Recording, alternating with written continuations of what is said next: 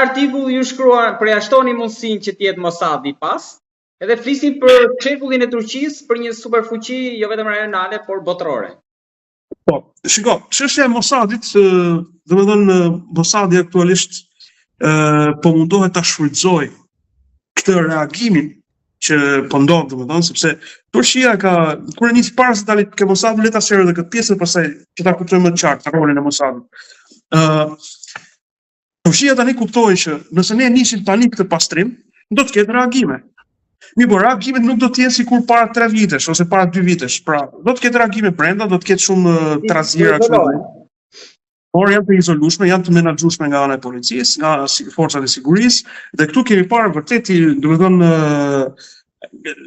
nëse ne flasim që votuesi i XHP-s, ai i cili është domethënë i respektueshëm, serioz, njëri i cili don të mirën e vendit vet, ka parë që këta njerëz të cilët kanë dalë, kanë bërë tilla trazira, janë edhe kundër vendit vet. Pra, le të themi që gjysma e XHP-s tani, e votuesve të XHP-s janë distancuar edhe nga vetë këto, kokat e këtyre XHP-s. Prej këtyre, domethënë, papjekurive dhe dëmeve që këta kanë shkaktuar në këto tillë trazirave. Mirë, po organet e sigurisë turke kanë qenë të mençura, nuk i kanë sulmuar, thjesht janë mbrojt, kupton? Edhe kjo ka bërë, domethënë, kjo ka qenë gjë e mirë që kanë bërë këta. Tani dalim te roli i Mossadit. Ju lutem për ta mbyllim me akuzat për sa i përket terrorizmi. Se kuptova edhe herë lutem? Akuza për terrorizëm ka rënë, në mos gaboj.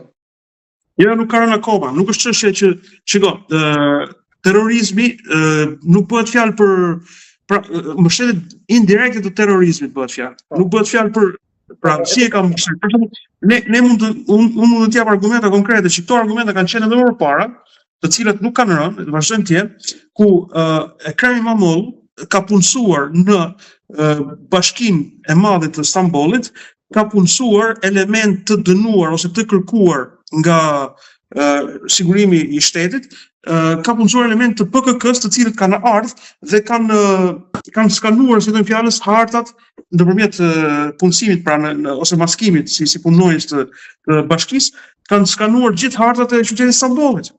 Edhe këta janë vërtetuar, janë arrestuar. Kështu që të tillë njerëz vërtetohet që këto i ka sjell Ekrem İmamoğlu.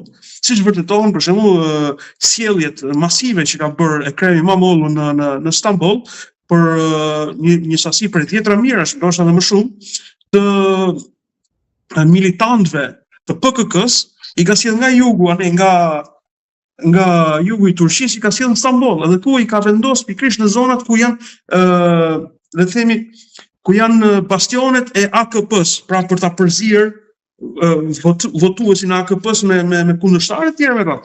Pra, ka akoma shumë akuza dhe dosja e Ekrem İmamoğlu't është goxha e madhe. Dhe unë mund të them që prokuroria, është çështje që është lënë prokurorisë, edhe ata do ta gjejnë atë pjesë, domethënë do t'i shohin, do ta peshojnë tamam Ekremin, përderisa kanë aty brenda.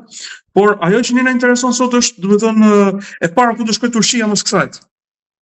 Domethënë, çfarë po ndodh në Turqi në të vërtetë? Se Ekremi tashmë po dihet fati i tij, domethënë aty shumë shpejt do të shohim që Ekremit edhe Çelça do të ulën det. Pra, në mendimin tuaj është Turqia vet pas, Erdogani nuk rrezikon.